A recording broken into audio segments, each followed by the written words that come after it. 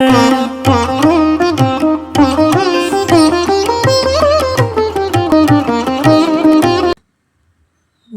வையகம், வாழ்க வையகம், வாழ்க வளமுடன். குரு வாழ்க, குருவே துணை. ஆசான் அருள் தந்தை வேதாத்ரி மகரிஷி அவர்கள் நம்மோடு சுக்மமாக நிறைந்து இன்றைய சிந்தனையை சிறப்பித்து தருவாராக. இன்றைக்கு தவம் பகுதி 13வது பகுதியில் கேஜி சுவாமி ஐயா என்ன சொல்கிறாங்கன்னு பார்ப்போம். வேதாந்திகள் சித்தாந்திகள் எல்லாம் சுத்தவெளி தத்துவத்தை எப்படி விளக்கம் கொடுத்துருக்குறாங்க அப்படிங்கிறத தான் இந்த பகுதியில் ஆரம்பத்தில் சொல்லியிருக்கிறாரு. மேலும் சுத்த வெளியை எப்படியெல்லாம் உணர வைத்தார் அருள் தந்தை அப்படிங்கிறதையும் விளக்கமாக இந்த பகுதியிலேருந்து கொஞ்சம் கொஞ்சமாக சொல்லிட்டு வராங்க. என்னங்கிறத நம்ம கூர்ந்து கேட்போம். வேதாந்திகள் சொன்னது என்ன? அறிவே தெய்வம். சித்தாந்திகள் சொன்னதற்கும் வேதாந்திகள் சொன்னதற்கும் வித்தியாசம் இருக்குதா? இவர்கள் சுத்த வெளிதான் தெய்வம் என்கிறார்கள், அது வேறு. ஆக மொத்தம் 2 தெய்வமா? அறிவும் சுத்த வெளியும் ஒன்றுதான். சுத்த வெளி தெய்வம் என்று வைத்துக் கொள்ளுங்கள். சுத்த வெளிக்கு உருவம் இல்லை. அப்போ அறிவுதான் தெய்வம் என்றால் அறிவுக்கு என்ன உருவம்? அறிவுக்கு உருவம் கிடையாது. அப்போ அவர்களும் மறைமுகமாக சுத்த வெளியைத்தான் தெய்வம் என்று சொல்கிறார்கள். சரி, சுத்த வெளியைத்தான் தெய்வம் என்று தெரிந்து கொண்டு விட்டோம். துரியாதீதம் செய்வதற்கு சுத்த வெளியை நினைத்தால் மனம் எதை நினைக்கிறதோ அதுவாக மாறும் என்ற கருத்தில் மனம் சுத்த வெளியாக மாறிவிடும் என்று கணக்கு போட்டார்கள் நமது அருள் தந்தை அவர்கள். ஆனால் சுத்த வெளி எங்கே இருக்குது? அதை தெரிந்தால் அல்லவா அதை நினைப்பதற்கு. நமது அருள் தந்தை அவர்களிடத்தில் உள்ள தனி சிறப்பு என்னவென்றால், தத்துவ ஞானிகள் முற்காலங்களில் விஞ்ஞானத்தை பிரஷ்டம் பண்ணி வைத்திருந்தார்கள். இது மிலேச்சர்களுடைய ஞானம் என்று கருதி விஞ்ஞானத்தை சேர்க்க மாட்டார்கள். அதை தாழ்வு என்று நினைப்பார்கள். நமது அருள் தந்தை அவர்கள் அப்படிப்பட்ட வரட்டுத்தனத்தை கொள்ளவில்லை. எதையும் சேர்த்து கொண்டார்கள், அதையும் சேர்த்து கொண்டார்கள். விஞ்ஞானத்தில் பல விஷயங்கள் சொல்வது அறிவுக்கு பொருத்தமாக இருக்கிறது. வாழ்க்கையை சுலபமாக நடத்துவதற்கு விஞ்ஞானம் பயன்படுகின்றது. இன்றைக்கு கம்ப்யூட்டர் காலத்தில் என்ன சுலபமாக போய்விட்டது பாருங்க. ரயில்வேயில் ரிசர்வேஷன் என்று ஒன்று இருக்கிறது. அந்த காலத்தில் கையாலே எழுதுவார்கள். கேஜி சுவாமி சொல்கிறாங்க, நான் 1978 டெல்லிக்கு போக வேண்டியிருந்தது. ரிசர்வேஷன் பண்ணியிருந்தேன். அன்றைக்கு போய் பிளாட்ஃபாரமில் நின்று பார்த்தால் இடம் இல்லை. நான் டிக்கெட்டை காட்டி என்ன பிரயோஜனம்? இடம் இல்லை. அன்ரிசர்வ்டில் ஏறி போப்பா அப்படின்னு சொல்லிட்டாங்க. எனக்கு தெரிந்த நண்பர்கள் அங்கும் இங்கும் ஓடி விசாரிக்கிறாங்க. அப்புறம் விசாரித்ததில் பாண்டிச்சேரி கோட்டாவில் 2 டிக்கெட் தனியாக இருக்குது. அந்த கோட்டாவில் ரிசர்வ் பண்ணி இருக்கிறாங்க. அது இல்லாமல் ஜென்ரல் கோட்டாவில் போய் பெயரை பார்த்து கேஜி சாமி பெயர் இல்லை என்று வந்து விட்டார்கள். எவ்வளவு பிரச்சனைகள் வரும் இந்த ரிசர்வேஷனில் தெரியுமா? டிடிஆர் இப்போது ஒரு வெள்ளைத்தாள் எடுத்து வருகிறார். அந்த காலத்தில் ஒரு புத்தகத்தை தூக்கி வருவார். கம்ப்யூட்டர் வந்ததால் எவ்வளவு சுலபமாக போய்விட்டது பாருங்க. விஞ்ஞானம் வாழ்க்கையை எவ்வளவு சௌகரியமாக்கி வசதியாக்கி துரிதமாக்கி கொடுக்கிறது பாருங்கள். அதை பிரஷ்டம் பண்ணலாமா? ஆகவே மகரிஷிகள் விஞ்ஞானத்தை சிந்தனைக்கு எடுத்துக்கொண்டால் தத்துவ ஞானிக்கு தத்துவ ஞானியாகவும் விஞ்ஞானிக்கு விஞ்ஞானியாகவும் திகழ்ந்தார்கள். விஞ்ஞானத்தில் யூனிவர்ஸ் என்ற ஒரு வார்த்தை சொல்கிறோம். எல்லாம் சேர்ந்து ஒன்றாயிருப்பது என்று அதற்கு பொருள். யூனிவர்ஸ் என்றால் ஊன்றுதல் என்ற அர்த்தம். எல்லாம் சேர்ந்து ஒன்றாயிருக்கும். என்ன எல்லாம்? நம்ம பஞ்சபூதம்தான். 5 பூதமும் ஒருங்கிணைந்து இருக்கும். அதை யூனிவர்ஸ் என்று சொல்கிறார்கள். அவர்கள் விஞ்ஞான பாஷையில் சொல்லும் பொழுது 92 எலிமெண்ட்ஸ் இன்டிகிரேட்டட் ஆகி ஒன்றி இருந்தால் அதை யூனிவர்ஸ் என்று சொல்வார்கள். அந்த விளக்கங்கள் நமது மகரிஷிகளுக்கு மிகவும் பிடித்திருந்தது. அதை எடுத்து அவருடைய தத்துவ விளக்கத்தில் அந்த காலத்தில் மகரிஷிகள் நன்றாக பேசுவார்கள். அந்த விஞ்ஞானத்தில் யூனிவர்ஸ் என்பது 2000 கோடி ஒளி ஆண்டு டயாமீட்டர் விட்டம் உள்ளது என்று அளந்து பார்த்து சொல்கிறார்கள். அதில் கொஞ்சம் கூடுதல் குறைவு இருந்தால் என்ன செய்வது? அதனால் அவர்கள் சேஃபர் சைடில் இருந்து கொண்டு அது வளர்ந்து கொண்டு இருக்கிறது என்று சொன்னார்கள். அப்புறம் யாராவது அளந்து பார்த்து 4 கிலோமீட்டர் அதிகமாக இருக்கிறது என்று சொன்னால் என்ன பண்ணுவது? நான் தான் முன்பே சொன்னேனே வளர்ந்து கொண்டிருக்கிறது என்று விஞ்ஞானிகள் சொல்லிவிடுவார்கள். 2000 கோடி ஒளி ஆண்டு டயாமீட்டர் என்றால் என்ன தெரியுமா? ஒளி ஆண்டு என்றால் என்ன என்று தெரியுமா? சரி, விஞ்ஞானம் படித்து தெரிந்து கொள்ளுங்கள். சரி, அதற்கு அப்பால் என்ன இருக்கிறது என்றால் ஒன்றும் இல்லை என்கிறார்கள். விஞ்ஞானிகள் என்ன இருக்கிறது என்றால் பாசிட்டிவாக பதில் சொல்ல தெரிந்தால் சொல்வது, அது என்ன, ஒன்றுமில்லை. அப்போ அந்த நெகட்டிவை அஃபர்மேட்டிவ் ஆக்கி பார்த்தால் அங்கே வெளி இருக்கிறது, சுத்த வெளி இருக்கிறது. அங்கே அரூபமான ஒரு தத்துவம் இருக்கின்றது. அதற்கு உருவம் கிடையாது. எவ்வளவு தொலைவு இருக்கின்றது போய் பார்த்து கொள்ளுங்கள். எதனால் போறது? அறிவால் தான் போக முடியும். அறிவு தானே அங்கு இருக்குது. அறிவு போய் அங்கே சேர்ந்தால் என்ன ஆகும்? ஜலம் தானே சமுத்திரத்தில் இருக்கிறது, ஜலம் தானே காவேரியாக ஓடுகின்றது. ஜலம் போய் ஜலத்தில் சேர்ந்த பிற்பாடு காவேரி எங்கே, கடல் எங்கே சொல்ல முடியுமா? அந்த மாதிரி அறிவு அங்கே போகும்போது ஆஃப் ஆகும். அதாவது இயக்கத்தை நிறுத்திவிடும். அறிவு என்ற தத்துவம் இருக்கிறது. அதனால் எல்லை கண்டுபிடிக்க இயலாது. அப்படி ஒன்று இருக்கிறது, மிக பெரிய எல்லையை உடையதாக இருக்கிறது. அதற்கு எல்லை கிடையாது என்ற விளக்கங்களை விஞ்ஞானத்தின் வழியாக கற்றுக்கொண்டார்கள் நமது அருள் தந்தை அவர்கள். அவ்வளவுதானே. நாம் பிரபஞ்சத்தையே நினைத்து தவம் செய்யலாமா? செய்யலாமே. மனம் எதை நினைத்தாலும் அதுவாகவே மாறிவிடும், பிரபஞ்சமாக மாறிவிடும். கான்டம்ப்ளேஷன் ரொம்ப ஜோராக இருக்கும். நேற்று ராத்திரி யாராவது வானத்தை பார்த்தீர்களா? நட்சத்திரங்கள் எல்லாம் பூத்து குலுங்கின. காலையில் சுக்கிரன் ஜெகஜோதியாக இருந்தது. ஏனென்றால் காற்றில் தூசி மற்ற எதுவும் இல்லாமல், மேகமும் இல்லாமல் வானம் பளிச்சென்று இருந்தது. அந்த மாதிரி நட்சத்திரங்கள் இருக்கின்றன பிரபஞ்சத்தில். அதுதான் பிரபஞ்சம். நட்சத்திரங்களை நினைத்து கொள்ளுங்கள். இதுதான் உங்கள் சாமர்த்தியம். நினைத்து கொண்டீர்களா? நன்றாக நினைத்து கொண்டீர்களா? உங்களுக்கு என்ன மார்க் போடலாம்? 100 மார்க் போடலாமா? இல்லை 10 மார்க் போடலாமா? எவ்வளவு கெட்டிக்காரத்தனமாக நீங்கள் நினைச்சுக்கிட்டீங்களோ, எவ்வளவு துல்லியமாக நினைச்சு கொண்டீர்களோ, நட்சத்திரங்களை தான் உங்க ஊரில் தெரிகிற மாதிரி நினைச்சுக்கிட்டீங்களா? இல்லை நேற்று ராத்திரி ஆழியாரில் தெரிந்த மாதிரி நினைச்சுக்கிட்டீங்களா? சுஷ்டமாக நட்சத்திரங்கள் எல்லாவற்றையும் சேர்த்து அவை எப்படி இருக்கின்றன? கவிழ்த்து வைத்த கிண்ணம் மாதிரி இருக்கிறது. அந்த கிண்ணத்துக்குள் நீங்கள் இருக்கிற மாதிரி இருக்குது. கிண்ணத்தின் ரூஃபில் முத்துக்கள் பதித்த மாதிரி இருக்குது.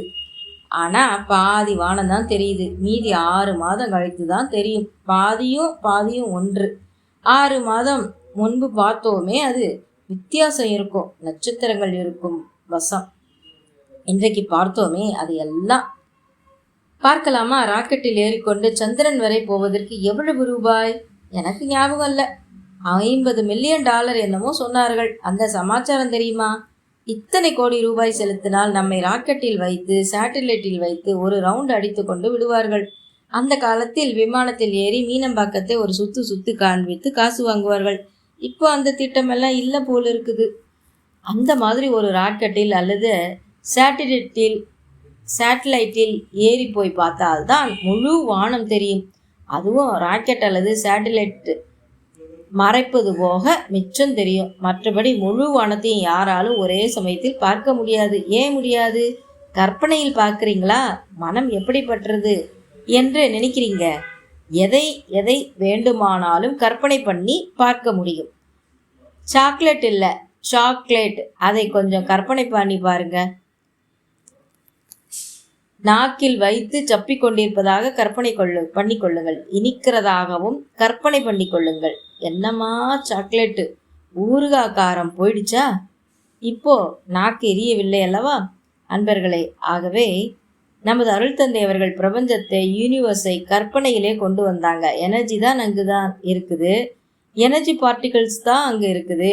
ஆகாசமாகவோ அல்லது காற்று, நெருப்பு, நீர், நிலமாகவோ நட்சத்திர மண்டலங்களாகவோ மாறி இருக்குது. சக்திகளம் என்று பெயர் வைத்தார்கள் சுவாமிஜி அவர்கள். முதலில் நட்சத்திர மண்டலம் என்றுதான் சொல்லி கொண்டிருந்தார்கள். இந்த சக்திகள தவத்தை நாம் செய்யும் போது எவ்வளவு பெரியதாக இருக்கும் ஞாபகப்படுத்திக் கொள்ளுங்கள். மனம் எதை நினைத்தாலும் அதுவாக மாறும். எவ்வளவு பெரியதாக இருக்கிறீங்க? 2000 கோடி ஒளியாண்டு டயமீட்டர். அவ்வளவு பெரியவர்கள் நீங்கள் நினைத்தால் அவ்வளவு பெரிய வடிவத்தை எடுக்க முடியும். விஸ்வரூபம் பெரிய வடிவம் என்றால் ஜனங்களுக்கு தெரியவில்லை. விஸ்வரூபம் என்றால் தெரியும். பெரிய உருவம் என்று அர்த்தம். பெரிய உருவத்தை யார் எடுத்தாங்க? கடவுளால் தான் எடுக்க முடியும். கண்ணன் எடுத்தார் விஸ்வரூபம். அப்படி எடுக்கும்போது இந்த பிரபஞ்சத்தில் உள்ள அத்தனையும் அங்கே அந்த விஸ்வரூபத்தில் இருந்தன. அதை நமது சித்திரக்காரனிடம் கொடுத்தால் எப்படி வரைவான்? அவன் கற்பனைப்படி எழுதுவான். நாக்கை துருத்தி கொண்டு ஒன்று, நெருப்பை கக்கி கொண்டு ஒன்று. விஸ்வரூப தரிசனம் பார்த்திருக்கிறீங்களா? இல்லை, நீங்கள் உங்கள் கற்பனையை செலுத்துங்க. ஒரு வேடிக்கை. காசாக்காரனூர் அறிவு திருக்கோயில் மன்றத்தில் அகத்தாய்வு 4ஆம் நிலை நடத்தி கொண்டிருக்கும் போது நம்ம பூமி கிட்ட உள்ள கிரகம் எது என்று அன்பர்கள்கிட்ட நான் கேட்டேன் அப்படின்னு கேஜி சுவாமியா சொல்கிறாங்க. ஜனங்களை பார்த்து எல்லாரும் சுக்கிரன், புதன், அது இது அப்படின்னெல்லாம் சொன்னாங்க. சூரியன் கிட்ட உள்ள கிரகம் எது என்று கேட்டால் அது புதன். பூமி கிட்ட உள்ள கிரகம் எது? சந்திரன். அந்த விதமாக நாம் உலகத்தை பார்க்க வேண்டும், பிரபஞ்சத்தையும் பார்க்க வேண்டும். நமக்கு வெளியிலிருந்து கொண்டு பிரபஞ்சத்தை பார்த்தோமானால் நமது வடிவம் பிரபஞ்சத்தின் வடிவம். நமது வடிவம் 4 சதுர கனமீட்டர் இருக்குமா? பிரபஞ்சத்தின் வடிவம் எவ்வளவு? டயாமீட்டர் மட்டும் 2000 கோடி ஒளி ஆண்டு. அப்போது ஃபார்முலா அப்ளை பண்ணி வால்யூம் கண்டுபிடிங்க. அவ்வளவு பெரிய வடிவம் நமது பிரபஞ்சம். நமது வடிவம், நமது விஷயம் இவ்வளவும் எங்கே இருக்குது? என்னிடம் இருக்கிறது. அப்போது என்னோட சொத்து மதிப்பு என்ன? சொல்லுங்க பார்ப்போம். இவ்வளவு பெரிய பொக்கிஷத்தை வைத்துக்கொண்டு இல்லை என்று சொல்லலாமா? எல்லாம் இருக்கிறது, வேண்டும் போது கிடைக்கும். ஆகவே சக்திகளம் என்பது மிக பெரியது. அந்த வடிவம் எடுத்தாலே சாமியிடம் போன மாதிரி தான் என்பது மகிழ்ச்சிகளோட கணக்கு. துவாதசாங்க தவத்தை வகுத்தார்கள். அதன் பிறகு சாமியிடம் போன மாதிரி தான் ஆகிறது. சாமியான மாதிரி இல்லையே. சாமி எங்கே இருக்கிறது? முதலில் சொன்னோம், அரூபம், சுத்த வெளி. இந்த பிரபஞ்சம் எவ்வளவு பெரியது? எதில் இருக்கிறது? எம்டினஸில் இருக்கிறது. அப்போ இதை விட அது பெரியது. இறைவனுடைய தன்மையை பலவிதமாக சொல்வார்கள். அதில் அவன் மிக பெரியவன் என்று சொல்வார்கள். பரன், பரம் என்று சொல்வார்கள். பரன் என்றால் பெரிது, பரமன் என்றால் பெரியவன். இஸ்லாம் மதத்தில் காலையில் ஒரு தொழுகை செய்வார்கள். கோபுரத்தில் ஏறி தொழுகை வாக்கியம் 2. அது லவுட் ஸ்பீக்கரில் வைத்து சொல்வார்கள். அல்லாஹு அக்பர், காட் இஸ் கிரேட். கடவுள் மிக பெரியவன், மிக மிக பெரியவன். அதுவும் ஒருவன் பெரியவன் என்றால் அவனை விட இன்னொருவன் பெரியவனாக இருந்தால் என்ன செய்வது? இதற்கு மேல் பெரியவன் என்று இல்லாமல் சூப்பர்லேஷனில் பெரியவன் அப்படின்னு சொல்லுவாங்க. அது சுத்தவெளி தத்துவத்தில் தான் அடங்கும். அந்த சுத்தவெளி எவ்வளவு தொலைவு வரை இருக்கிறது என்பது தெரியவில்லை. எதிலிருந்து எது வரைக்கும் இருக்கிறது என்பது தெரியவில்லை. லீனியர் மோஷனில் தெரியவில்லை. ஹைட் எவ்வளவு, டெப்த் எவ்வளவு தெரியல. ஆகவே பெரிய அப்படின்னா பரம, கிரேட், அக்பர் என்பதெல்லாம் இந்த ஒரே வார்த்தையில் அடங்கும். அதுதான் வெளி. வெளி என்ற வார்த்தைக்கு சாதாரணமாக என்ன பொருள் சொல்வார்கள் என்றால் அவுட். இன்னும் ஏதாவது பொருள் இருக்குதா என்று பார்த்தால் ஒன்றுமில்லை என்ற ஒரு பொருளும் இருக்கிறது. சிங்கப்பூர் போய் வந்தார் ஒருவர். அங்கே போய்விட்டு கிராமத்துக்கு திரும்பி வர்றாரு. பஸ் ஸ்டாப்பில் இறங்கி வீட்டுக்கு வந்து நடந்து போகிறாரு. என்னங்க இது, நம்ம ஊர் தானா? நான் இறங்கின பஸ் ஸ்டாப் சரிதானா என்று கேட்கிறார். பஸ் ஸ்டாப்பில் இருந்து வீடு வரைக்கும் தோப்பு இருந்தது. அதை அப்படியே காணோம். தோப்பு என்ன ஆச்சு? திறந்த வெளியாகிவிட்டது. ஒன்றுமே இல்லை என்றால் அதை வெளி என்ற வார்த்தையால் சொல்வது தமிழ். அவுட் சைடு என்பதை வெளி என்ற வார்த்தையால் சொல்வது தமிழ். இந்த இரண்டுமே இறைவனுக்கு பொருந்தும். அங்கே ஒன்றுமில்லை, இருந்தது எல்லாம் பிரபஞ்சத்துக்குள் விட்டு வந்து விட்டோம். அதுதான் வெளியே. வெளியே அது வெளியில் அவுட் சைடில் இருக்கிறது. பிரபஞ்சத்துக்கு அவுட் சைடிலும் மனதுக்கு அவுட் சைடிலும் இருப்பதால் அதை வெளி என்று சொன்னார்கள். அங்கே எதுவும் இல்லை என்பதால் வெளி என்று சொன்னார்கள். இதை நினைக்கணும். மனம் எதை நினைக்கிறதோ அதுவாக மாறும். எதை? சுத்த வெளியை, அதாவது தெய்வத்தை. மனம் என்னவாகும்? மனம் தெய்வமாக மாறும். ஒருவர் வீட்டிலிருந்து தவம் செய்கிறார். சமையல் கட்டில் சாம்பார் கொதிக்குது, வெங்காய வடை ஜோரா இருக்குது. யாருக்கு? தவம் செய்பவருக்கு. தவமா அது? இல்லை, ஆகின கூட இல்லை. இந்த தொந்தரவுகள் நடுவில் இருந்து நீங்கள் ரிப்பீட்டடாக தவம் செய்து வரும்போது அன்டிஸ்டர்ப்டாக எந்தவித வாசனையும் இல்லாமல் நீங்கள் சுத்த வெளியை நினைக்கலாம். சுத்த வெளியை நினைப்பது ஆகினை சக்கரத்தை நினைப்பது மாதிரி அவ்வளவு சுலபம் இல்லை. மேலே தூக்கிவிட்ட உடனே ஆகினை சக்கர தவம் வந்துவிடும். யாருக்கும் அப்பவே தெரியும். தீட்சை எடுத்த அன்றே ஆகினை சக்கரம் தெரியும். ஆனால் துரியாதீதம் அப்படி தெரியாது. அதனால் என்ன செய்வார்கள் நமது அன்பர்கள்? துரியாதீத தீட்சை வாங்கிவிட்டு வீட்டுக்கு செல்வார்கள். செய்து பார்ப்பார்கள். வருமா என்ன? அவ்வளவு சுலபமாக வராது. அங்கே இருந்து நேரம் மன்றத்துக்கு வந்து பொறுப்பாசிரியர்கிட்ட சென்று எனக்கு துரியாதீதம் தவம் வரமாட்டேங்குது என்று புகார் சொல்வார்கள். நீங்கள் என்ன சொல்லி அனுப்பினீர்கள்? உட்கார்ந்து தவம் செய்யுங்கள், வரும் என்று சொல்லி அனுப்பியிருப்பீர்கள். அங்கேயே துரியம் அழுத்தமா செய்தால் துரியாதீதம் வரும், அப்படியெல்லாம் சொல்லி அனுப்புவீர்கள். மறுபடியும் கொஞ்ச நாட்கள் கழித்து வந்து நிற்பார். எனக்கு துரியாதீத தவம் வரவில்லை என்று சொல்வார். என்னப்பா நீ 6 மாதம் ஆகுது, துரியாதீத தவம் எடுத்து இன்னும் வரவில்லை என்கிறாயே, நீ துரியாதீதம் தவம் செய்யும் போது உன்னுடைய அனுபவத்தை சொல்லு. என்னங்க ஒண்ணுமே தெரிய மாட்டேங்குதா? ஒண்ணுமே தெரியலையா? நிஜமா ஒண்ணுமே தெரியலையா? ஆமாங்க தெரியல. இருட்டா ஏதாவது தெரிஞ்சதா? ஆமா, ஆரம்பத்துல தெரிந்து கொண்டிருந்தது, இப்போ அதுவும் தெரியவில்லை. அதுதாங்க துரியாதீதம் என்று சொல்லி அனுப்புவார். ஆகவே உணர்வற்ற ஒரு நிலை வந்தது என்றால் அது துரியாதீதம். நான் தவம் செய்து கொண்டிருக்கிறேன், துரியாதீத தவம், ரொம்ப நல்லா தவம் வருகிறது என்ற நினைவு வரவில்லை என்றால் அதுதான் துரியாதீதம். நான் தவம் செய்கிறேன், துரியாதீத தவம் செய்கிறேன், ஆகா என்ன அருமையாக துரியாதீதம் வருகிறது, இன்றைக்கு தான் மாட்டி இருக்கிறது, அது இல்லை. எந்த விதமான சிந்தனையோ உணர்வோ இல்லாமல் இங்கிலீஷில் ஆஃப் என்ற ஒரு வார்த்தை இருக்குது பாருங்க, நீங்கள் ஆஃப் ஆகி விடுவீங்க. இந்த மாதிரி சொன்ன உடனே மகரிஷிகளிடம் கேட்டேன், ஐயோ எனக்கு எழுந்திருக்கவே தோணாதே, நான் தான் ஆஃப் ஆகி விட்டேனே, 1/2 மணி நேரம் ஆகியிருக்குமோ, உட்காந்து வேலை கிடக்குமே, எழுந்திருக்க வேண்டாமா, மனைவி மக்கள் எல்லாம் இருக்கிறார்களே, சம்பாதித்து போட வேண்டாமா, என்ன சாமி இப்படி சொல்லிட்டீங்களே நீங்கள் அப்படின்னு நான் நினச்சி கொண்டிருந்தேன்னு கேஜி சுவாமி சொல்கிறார். அப்போ அந்த தவம் செய்யும்போது உடலில் ரத்த ஓட்டம் ஸ்லோ டவுன் ஆகும். ஸ்லோ டவுன் ஆகி இவாக்குவேட் ஆகிற நிலை வந்து விடாது. உடலில் ஒரு டென்ஷன் ஏற்படும், ஒரு விகிர்த்தனம் வரும், உடலில் ஆங்காங்கு வலிக்கும், அது உங்களை எழுப்பி விட்டு விடும். ரொம்ப நேரமாக துரியாதீத தவம் செய்கிறாய், நிலை மறந்த நிலை வந்து எழுந்திருக்க மறந்துவிட போகிறாய், எழுந்திரு எழுந்திரு என்று இயற்கையே நம்மை எழுப்பி விடும். அப்போ இப்போ சுவாமி கேஜி சுவாமி ஐயா சொன்ன இந்த அனுபவம் நம்மில் ஆரம்ப காலகட்டத்தில் சிலருக்கு வந்திருக்கலாம், சிலருக்கு இடைப்பட்ட காலத்தில் வந்திருக்கலாம், சிலருக்கு தவம் எடுத்த உடனேயே இந்த அனுபவம் கிடைச்சிருக்கலாம், சிலருக்கு கிடைக்காமலும் போயிருக்கலாம். அதனால் இதையெல்லாம் கூர்ந்து கவனித்து நமக்கு எப்படிப்பட்ட அனுபவங்கள் கிடைச்சிருக்குன்னு இந்த விளக்கத்தோடு ஒப்பிட்டு பார்த்து நாம் மகிழ்ச்சி அடைய வேண்டும். இந்த அனுபவ ஆராய்ச்சி மீண்டும் தொடரும். நாளைக்கு மீண்டும் அடுத்த பதிவில் இந்த துரியாதீத ஆராய்ச்சியை மீண்டும் தொடருவோம். வாழ்க வளமுடன். நன்றி அனைவருக்கும்.